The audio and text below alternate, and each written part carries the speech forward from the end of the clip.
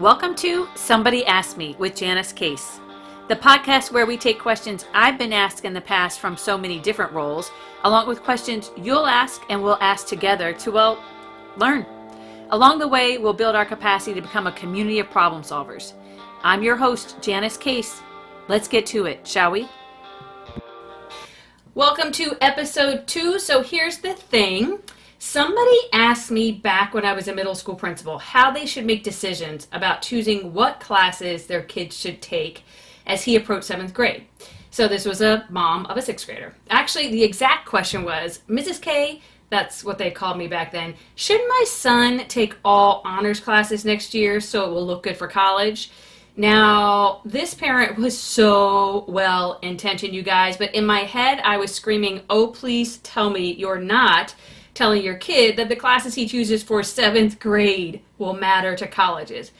Outwardly, of course, I had my principal's face on, and I had a different response, and I'm looking forward to sharing it with you guys here in just a few minutes with the episode. But before we get to that very specific arena, let's back up and think about where this topic fits into the scheme of this podcast and its purpose. So if you listened to my intro last week, you probably already have a general sense of why I decided to take the podcast leap. I'm committed to this idea that we can work together to build our capacities in a lot of different life arenas in order to be better equipped to be resources to our families, our friends, and our communities.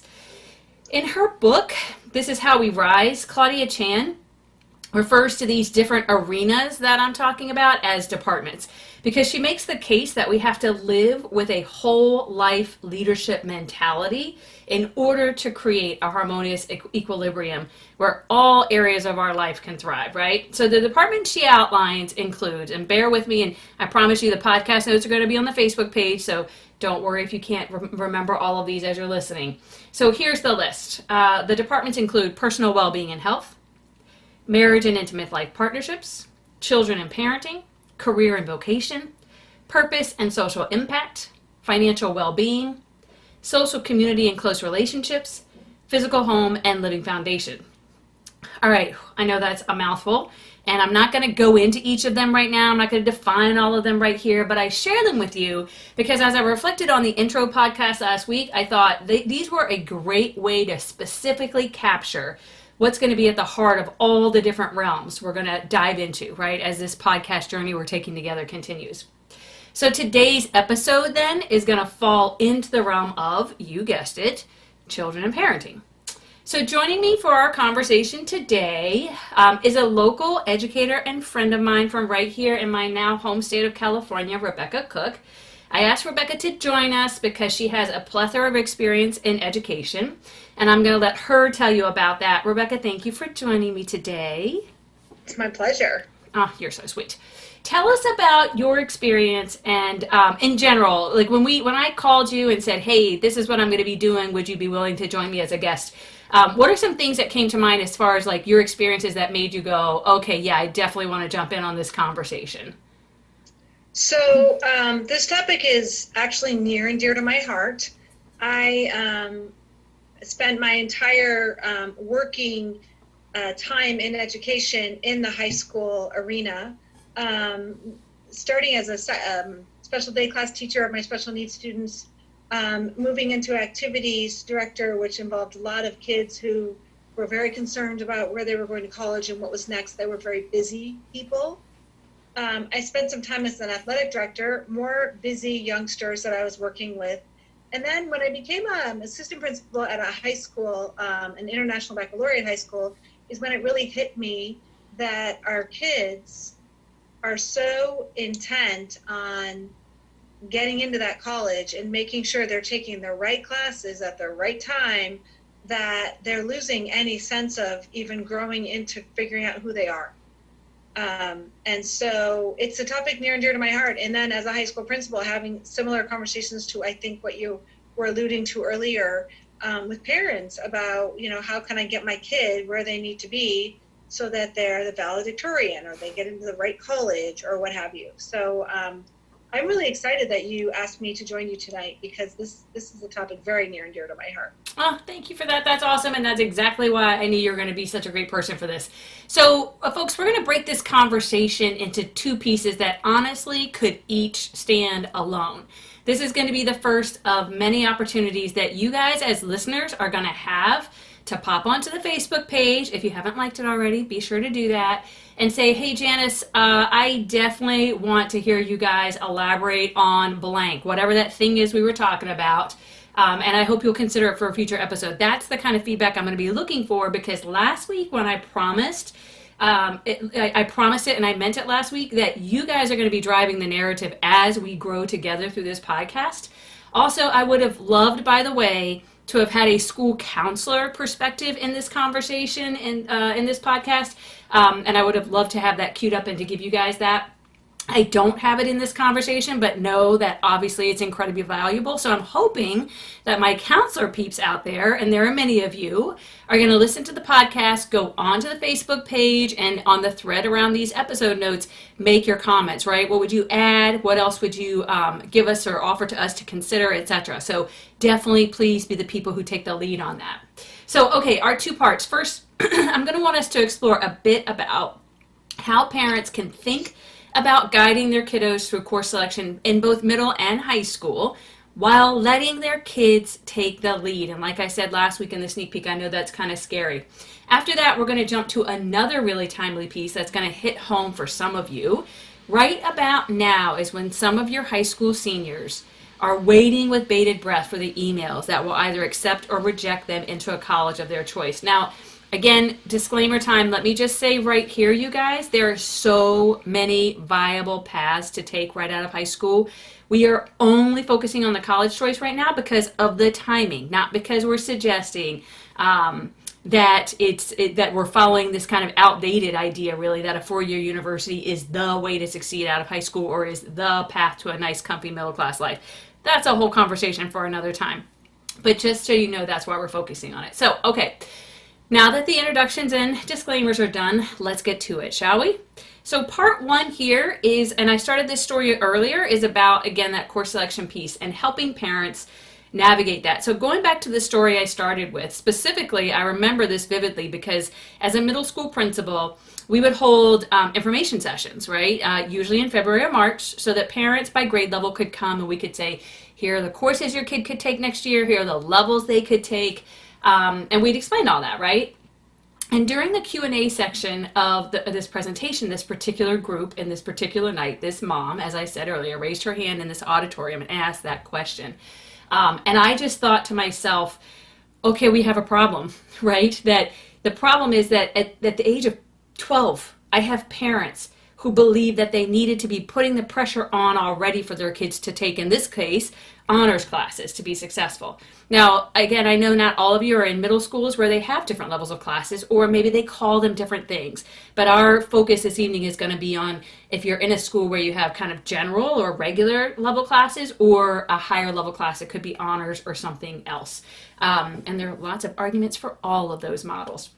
So that said, in the case where you are, it's certainly a valid question to be uncertain where to go to next, right? Like I understood why this mom was unsure of where to go, right, and what to do next. And I know, Rebecca, this same type of conversation is happening at the high school level, right? So why don't you talk a little bit about how you see it kind of surface, if you will, at the high school level?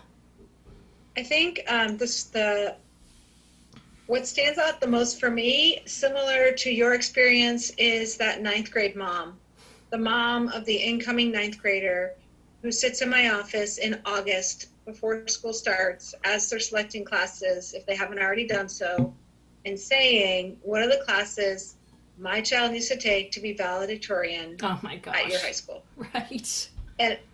And probably similar to you, I had this thought in my head going, it wasn't a nice thought. It was like, are you serious? Like, is this right? Because I can't tell you that, right? Like, there's so much else that goes into it in terms of achievement and what have you. But how about just some balance for your little 14-year-old who's just heading into this high school with 3,000 kids in it, right? Gosh. So we have a lot of parents that come in, they start as early as the day that school's out in the 8th grade, and they come into, the high school, and they say, okay, what do we need to do?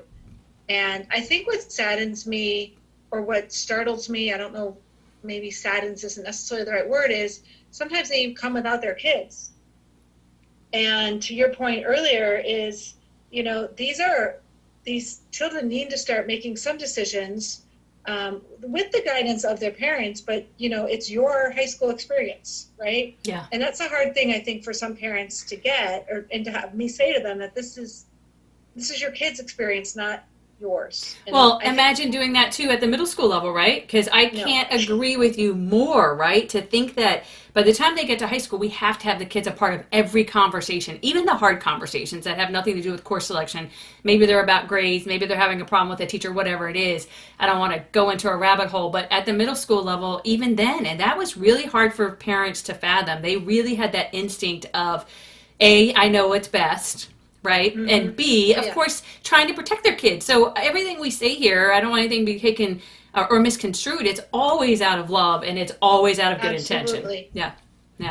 Absolutely. So and then what did you do? How did you talk to those parents and the kids, and how did you get them to engage the kids in the conversation? Well, so typically, I always want the child in the room. Even when I was a special ed teacher, we'd have our IEP meetings, and I would never hold a meeting without the kid in the room. This is about you. This is your meeting. It's for you. So when we talk course selection, and I'll tell you, actually, as a principal of an international baccalaureate school, we did have course selection meetings and did a 4-year plan with every full diploma candidate student. Nice. Which was, in our 9th grade, about 150 kids who got a one-on-one meeting with the council, and the questions were always directed towards the child. So that's where I start with the parent. If you said that to me as a parent, I would look at your child and say, what do you want? Right. What are you interested in? And, if typically, maybe stereotypically, if it's a boy, they're like, well, I don't know. Right. And then it turns to, what are you interested in? What do you like? I don't know what I like. Okay, well, let's start there.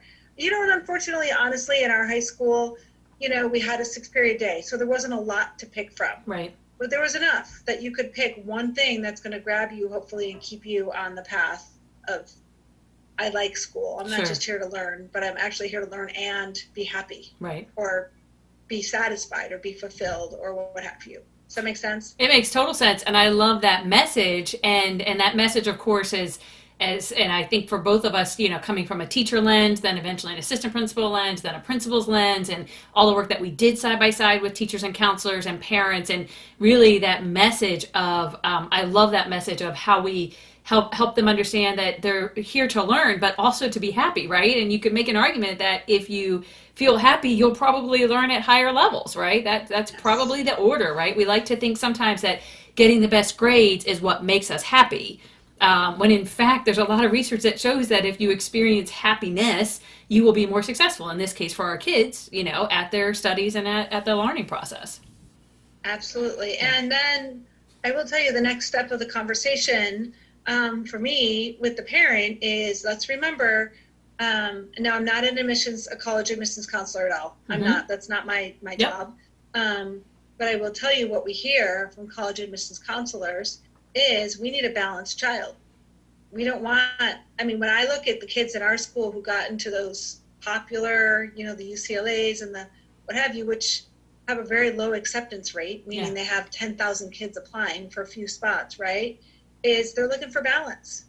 So when I look at a child and I say, what do you want? I mean it, because you're going to need to be doing the work. You're going to need to be at the school. So if it's going to be a club or a sport, or if you're extracurricular, if you like to sing, or you like to dance, or you like art, we need to get you in those classes, because that's what's going to keep you balanced, and that's what ultimately will get you what you're mom wants. Yeah. Going to that good school, right? Right. Well, we like to think you want, but with your I parents mean, and at the this people who point, when love you're you. 14, it's what your mom wants. And Exactly. when you're Exactly. 16, it's going to be what you want, There right? you go. That's right. There's a timing to it. So it's, one of the things I feel like I found, and folks, you're already hearing that we're kind of going back and forth between the middle and the high school piece, is that even at the age of 11 and 12, right, it's not too early to say when you're thinking in terms of levels of classes, right? So Rebecca's talking about the types of things to take, and even extending that into the types of activities to get involved with.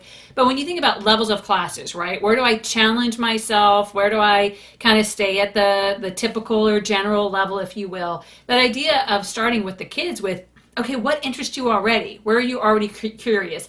And when they can't answer that question, and like you said, Rebecca, even the 16-year-olds will say, I don't know, right? Then kind of shifting it and saying, tell me about the classes you're in right now. Which ones are you enjoying, right? Which ones do you like? Why do you like them? Even though in their brains, lots of times they tie it to relationships, right? My friends are in that class. I like that teacher. Those things are important and they're probably true, but there's likely something else behind that with respect to the nature of what they're learning, right? Do they particularly enjoy the science class they're in? Is the history class they come home and they talk about all the time, right? Those are the areas where we want to push them then and think, okay, next year then we're going to take a class at a higher level, whether it's honors or when you get into high school, like Yeah. Rebecca's talking about IB, AP, right? Is that the kind of thing you're thinking of? Yeah. Yeah, absolutely. And parents are really great resources for that because here's the thing. We see what we see, right? When they're sitting in our classrooms and walking our halls. But for the parent, I think for you guys out there, when you think about your kids, pay close attention to what you see happening at home, right? What's the homework or the assignments or the projects that they get involved with that they get easily frustrated with, they want to shut down on, they're avoiding like crazy, versus the stuff that they do first, right? The stuff they Yeah. really enjoy, right? They go to right away, or they're bringing up over dinner, right? So when your kid says, I don't know what I'm interested in or, what I like or whatever, you can help them discover what those things are by reflecting their behavior back to them. Well, gosh, you spend a lot of time talking about math class. Maybe that's an area, right? What do you think, Rebecca? I think that's a great point. Dinner table conversation gives a lot away with kids, right? And sometimes it does. I mean, sometimes it is, that's my favorite teacher. Right. But it could be the favorite teacher that sparks the interest.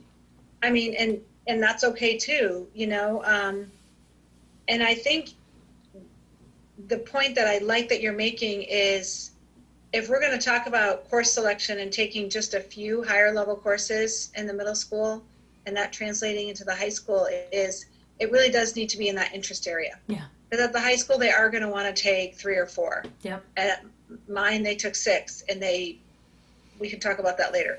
But I like the idea that what are they talking about in the backseat of the car when they think you're not listening, Yeah. right? You know how you're driving them around and they think you can't hear them, and they're talking with their friends about whatever quantum physics they're talking about. I don't know, they probably don't do that in the middle school. Sure they do. But, and you hear them. Like you say, you hear them in the halls, you hear them when they're having lunch, and definitely as a parent, you're hearing them somewhere. Yeah. And listen to that. I love Absolutely. that. And I love that you expanded it beyond the dinner table because that's the nice, pretty little scene that is not usually the reality that most of us experience every day. Right. We aim for it every day, guys. I know. So I love that you expanded it to all the other places where we can be paying close attention, right? And even prompting it. I love that image of, they're in the back seat with their friends hanging out and you're taking them to the mall and you just posed the question, right? Gosh, what's going on? And, which class do you guys really like? And sometimes when you ask the group, your child's voice comes through, right? In a way that, like you said, if you were sitting one-on-one with them in that car, they'd be like, nothing, it's fine, or whatever other words. Yep. So talk a little bit then about balance. Like, how did you talk to kids and their parents about how they balance themselves between or by challenging themselves without being so bogged down with assignments that they're like shutting down and miserable? Yeah, so again, coming from an international baccalaureate high school where kids, if they wanted a full international baccalaureate diploma, they were taking 3 higher level courses and 3 standard level courses, all of them being at the honors level or above, Okay. for 4 years. And after year one, so these are kids who in middle school these were the ones that you were talking to at the middle school level, who were like, okay, I'm going to get to, and they weren't having to work too hard because it was middle school. It was a little bit easier for them. And then they get to high school and they're taking sophomore level classes as freshmen and they melt down. Yeah. And, but they don't want to give up that full diploma. And it's just an ongoing, we start with parent meetings. We have them all the time just to remind parents that you've got to force your kids to go to bed. Right. Right? Because they're coming to school like little zombies. Yeah. Or they're drinking coffee at 15, which, again, that's parenting decision and not mine to make. But you see them at school just happy to be learning and they want to be there, but they're tired. Yeah. And so that's when we start having these conversations, and some of their grades tank. Yeah. And that in itself solves a little bit of a problem. The following year two, as they're looking at courses and they're getting a C, they're not real happy. So they may self-select themselves at that point to say, okay, for this strand, world language, I really had a hard time with French. I think I'll drop down to a standard level, French or math or whatever it is. But some of them will push so hard to make sure they're getting their A's. It has to be. It ends up with a conversation with the counselor. Yeah. Typically, the counselors can. I mean, they know what they're doing. My hat's off to high school counselors. My goodness. Yeah. They work so hard and they have so much going on. Oftentimes, though, at some point, a parent will come in. Right. And they will say, I need help. Yeah. I can't get so-and-so to go to bed. And they're getting 3 hours of sleep a night. Yeah. So we just start there. We start somewhere. And that's huge because, and again, another point that I'm glad you're making, because I think, I want to balance this conversation with, we're kind of obviously really pushing our parent audience to have these conversations and to do this planning with their kids in a way that lets their kids lead, even the 12-year-olds. But on the other hand, being so cognizant of when you see your kid really struggling, right? Recognizing that sometimes we're going to catch it at the school and sometimes we're not, right? Like you brought up counselors, and I just read this really powerful article today about school counselors, and it was specific to California. But depending on where you're a school counselor, you could have a caseload of anywhere from 300 kids to 600 kids. Yep. And guess what, folks? If I have a caseload of 600 kids, I might not notice that your kid is really tired. But you coming in and saying, give me some help, will prompt me to do that. Now I'm going to call your kid in and we're going to do that together, right? That's not an adult to adult conversation. But don't hesitate, right, to be the push. Push your kid to go talk to somebody, and when they don't, then be the person who says, okay, we're going to schedule this, and then you're going to come in and have the conversation, right? Don't be shy about doing that. And I'm going to tie that to another point I really want to make sure we make around this course selection piece. We've talked about balance and having them, challenged, but not so bogged down that they're miserable. Another way to figure that piece out is to ask the questions, right? Okay, so what is the out of school workload going to be like, right? How many hours a day per course, if you will, should we be expecting based on the different levels?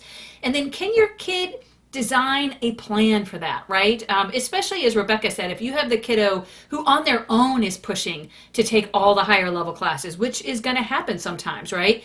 Can they design a plan where they actually can see that it's feasible to be able to live up to all the expectations, both in and outside of school? And if they can't, that can be the place where you can help them back off a little bit and think to themselves, okay, where's a place where I could maybe not take the highest level class in order to make sure that, I have a life. And I want to make sure, too, that as parents, we're thinking about the questions we should be asking around this course selection process. And there are a lot of them. A couple that I want to make sure we highlight is asking the question, what is the difference, right? Especially at the middle school level. Yeah. It's usually a general or honors level, progression.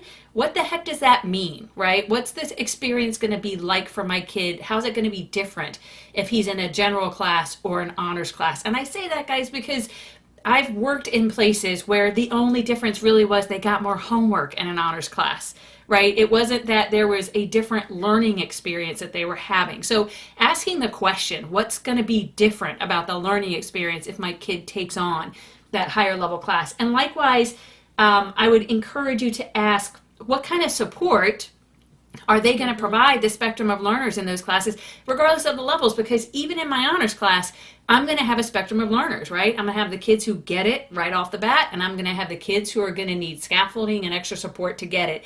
All of them belong in the class. It's not that the kids who need extra support shouldn't be there. How are they going to make sure that there's a system of support in that class for all the learners, right? Both at the general and honors level classes. Can you think of other questions at the high school level, especially, Rebecca, that you would want to make sure parents are asking? And kids, of course, and kids. Yeah, I definitely, and it's funny because I think the difference, and one of the points that you're making tonight is that, having kids lead, having kids really do the work, right? Yeah. Parents are supporting them, but having kids kind of take that leadership role in their lives in terms of course selection. Yeah. And that they should be doing that. I really love what you said about what's the difference between the classes. When I was an assistant principal and I worked in the curriculum arena, we wrote a lot of courses, and we always had to justify what an honors level course was and why it was different from the CP level or the regular level, general level, whatever you call it, and it can't just be more homework. Right. And then we took those courses and we got them approved through the College Board so that they could, meet the needs in California in terms of our A through G system. Sure. So again, it had to really show a higher level of learning, not just more homework. So having said all of that, to your point, in my experience, it kind of goes back to, what do you love? So if you want to take honors level courses, where do you want to be in 4 years? So now I'm asking kids in the 9th grade to think about what they really like and not say where do you want to go to college or even what you want to study in college, but what do you like? Because if you really like reading novels and you like literature or poetry or whatever, then take that honors level English class. Okay, because that's going to get you where you want to be your senior year into that IB class. Does that make sense? Oh, it makes so much sense. Absolutely. So there's a pathway, right? Now, if you don't love science, then if you don't think you want to be taking that 4th year of a high level science, then maybe that's the class that you back off. Yeah. Does that make sense? So for us, it's a little bit of what's your 4-year plan? And if you don't have one, let's make one. Yeah, absolutely. Because that's what's going to help you make that decision in the 9th grade about where you might not take an honors class. Well, and reminding them, right? And I think, you all heard me say this in the beginning when I said, in my head to the response to that parent was, oh, please tell me you're not talking to your 12-year-old about college. Likewise, I think even at the high school level, like you're talking about, right?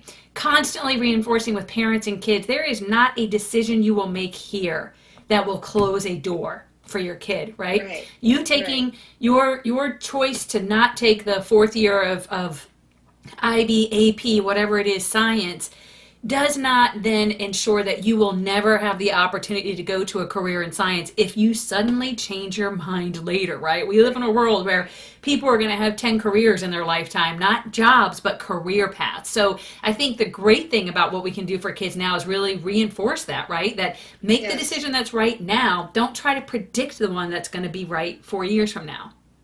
Right. But, have a pathway, right? Of course. And so, and I can go on to the college conversation too, which I'm really passionate about, but maybe that's another.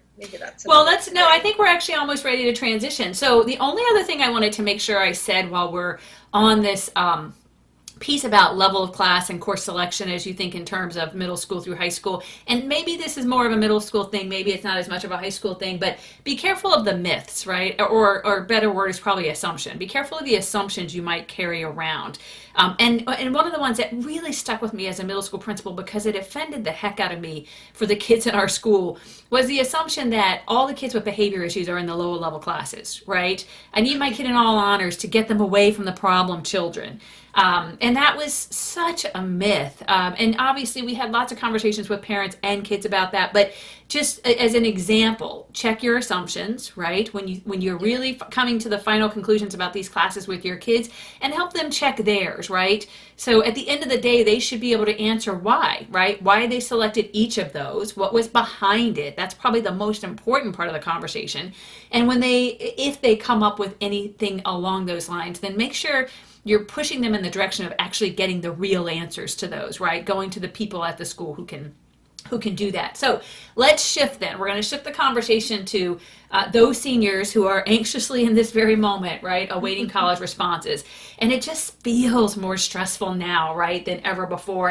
And certainly, we've been through this ourselves. I've supported this as an educator. I've done this. I've kind of been in this rodeo with our own kids. But I can remember a lot of times as an assistant principal and a principal when I'd have a 17-year-old girl or boy, because I had them both, right, at different times in my office, on the verge of tears because they were fighting with their parents about where to go to school, right? If I get into every school, where should I go? And oftentimes what happens is kids will apply to schools that they aren't really interested in because parents are pushing them or someone's pushing them, right? Somebody has a favorite school, a favorite team they want their kid to be a part of, whatever it is, right? So the number of times I had these almost grown adults in my office, stuck there in that place about how possibly they would decide. So Rebecca, talk to me. I'm sure you've probably had similar experiences, but tell us a little bit about experiences, something that maybe stuck with you, and more importantly, of course, how you then guided kids in those moments.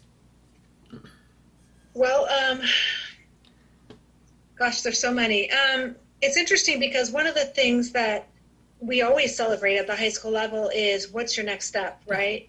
And I want to reiterate something you said, that a four-year college isn't the only path for kids. Absolutely. And when I first started as an assistant principal in the curriculum and guidance arena, we had a poster that all the kids would sign when they got there, when they chose a college, because they would get these acceptances, but they had to pick, right? Yeah.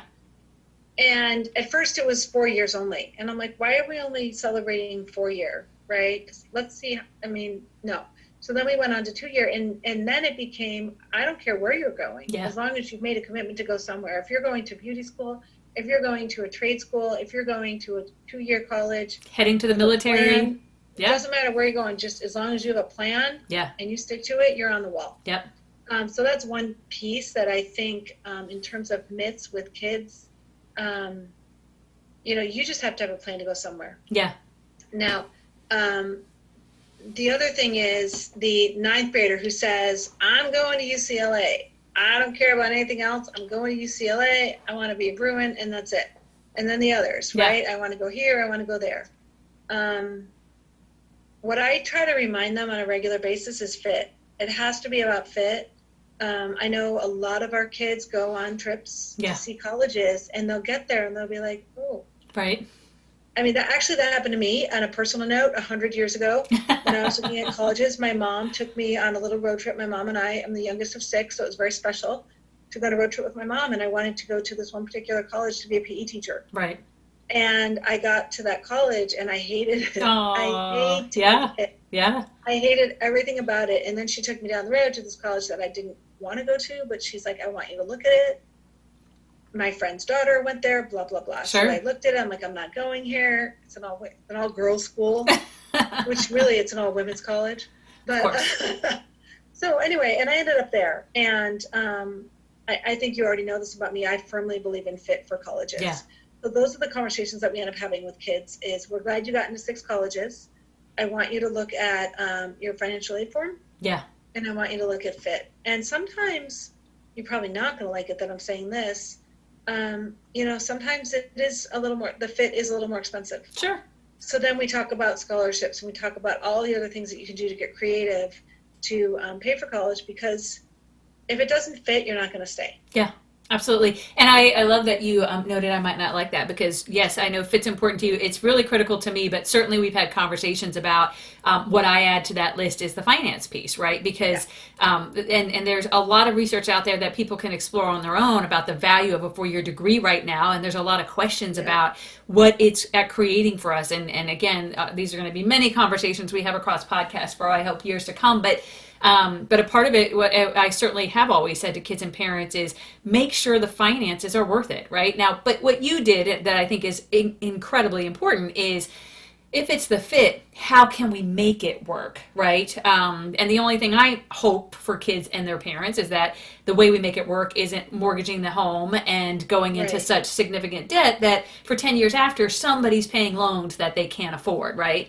right. And I got to tell you, this is a little bit of an aside, but because I have the ears of parents right now, we had some really powerful advice from a finance person a few years ago. Joe and I did, and he was talking about college because we're financing multiple colleges right now, and we still have one 12-year-old who's going to be bringing up the rear, and he said no loans in your name. Like you guys have to plan for retirement. Your kids have the rest of their lives to pay off student loans in their names.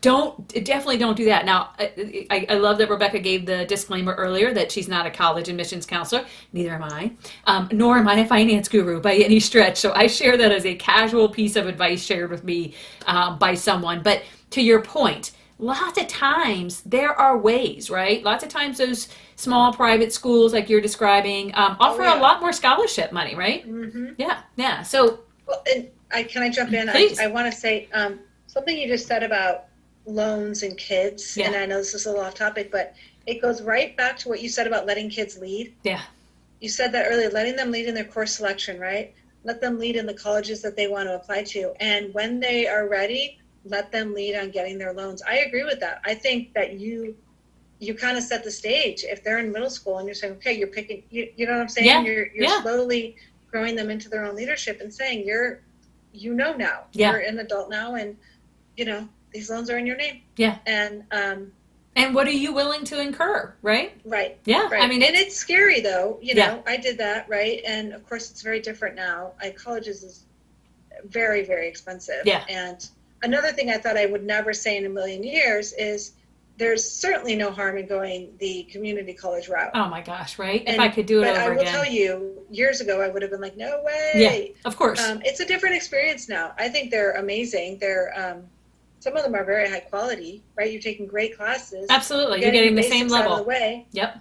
And then many, at least in California, have that stepping stone of an automatic admission into the CSU. Yeah. That's right next door. And we have that in Virginia as well. And I'm sure probably people can comment on the Facebook page all over the country. There's similar partnerships like that between 2-year and 4-year universities. So such great points. And I think, yes, really reinforcing, I can say a personal experience for us with our kids has been, here's what we will cover, right? So with this in mind, use that to help you select, right?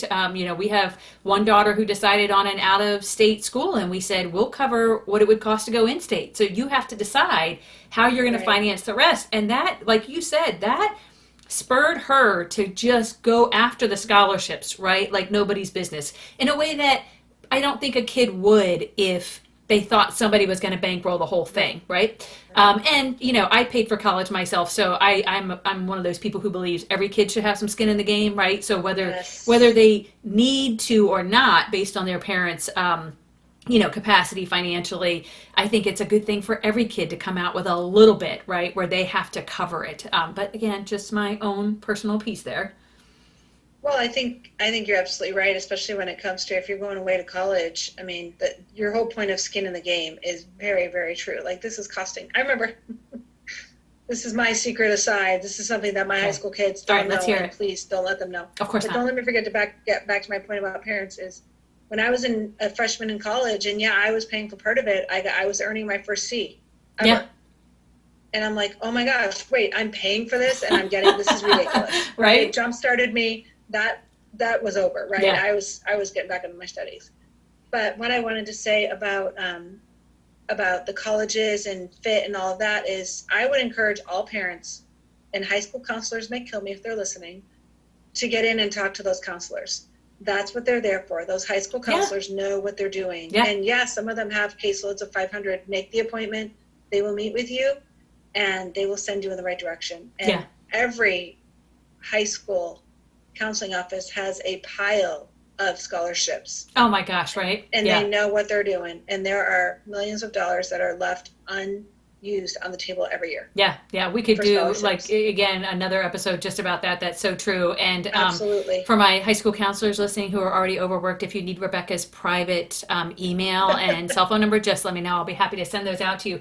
So I think that we've talked about everything on that front that I wanted to make sure we covered, except that we haven't outwardly said this. So I'm going to say this. There's again a lot of information in the news and research out there right now about the rate at which our kids are dealing with anxiety and depression and all of those things. And again, that's a whole other episode for another time. But I will say it factors into the discussions we're having today, all the way from that middle school level course selection up through high school course selection up to college, right? And so a big part of when we talk about balance with kids at all those different levels and letting them take the lead, for us, a part of that letting them take the lead really is about they're the ones who know what's happening in their heads, right? And they're the ones who know what's happening in their hearts. And certainly as educators and certainly as a mom, I can say I'd like to think I know everything my kid believes and thinks, but I know enough to know I don't. And so really, really ensuring that we're not putting pressure on them in ways that drive them into deeper, darker places. And again, that's not me suggesting that all of that stuff we read or we hear about on the news or whatever is because of parents. It's not. It's a very multifaceted issue, but we can only control what we can control, right? And right now we're talking to parents. So when you think about what you can control in terms of ensuring that your kid is thinking about their education in a way that makes them feel healthy and emotionally kind of stable, if you will, right? Be cognizant of that. Yeah. Yeah, I think that's a great, I mean, I don't even think there's anything to add to that except pay attention. Yeah. And like I said, school, while not always fun, there should be some joy for kids and going to school, and it can't just all be a grind. Yeah, I love that. So, Rebecca, that's perfect. So I'm going to end us on that. You are awesome, and I really can't thank you enough. Thank you. And let's all just take a moment and acknowledge that Rebecca is my very first guest ever on Somebody Asked Me with Janice Case. I know. So we hope that a year from now that's going to mean something, and we're going to be celebrating how far we've come. It could be a year from now we look back and we're laughing at this episode and the fact that there was a podcast at all. I don't know. But regardless of which of those, I know we will be doing that together. So thank you so much for that. You're awesome. Oh, it's my pleasure, and thank you for letting me. This has been fun. Yeah, absolutely. Okay, so folks, I'm going to take one more minute to just look ahead to next week, right? And next week, we're going to jump into the personal well-being and health realm, all those departments I listed earlier, by looking through one woman's journey to being her best self. So I have followed Melissa Ellis's journey on Facebook since, well, Facebook became a thing, right? She and I graduated high school together a few years ago, not that long by any stretch. And we haven't actually spoken since then until last week when I reached out and said, Melissa, you have to share your journey on my podcast. And though we've engaged over social media, etc., first time hearing her voice in all that time, and she graciously accepted. And well, you guys are just in for a truly incredible story. It involves all the traditional routes toward better health and her most recent pathway that some of you are going to say is way too radical. Radical or not, I cannot wait for you to hear from her about why her new pathway is giving her back her life. As always, thank you for spending some time with Somebody Asked Me with Janice Case. Tune in next week and we'll get to it.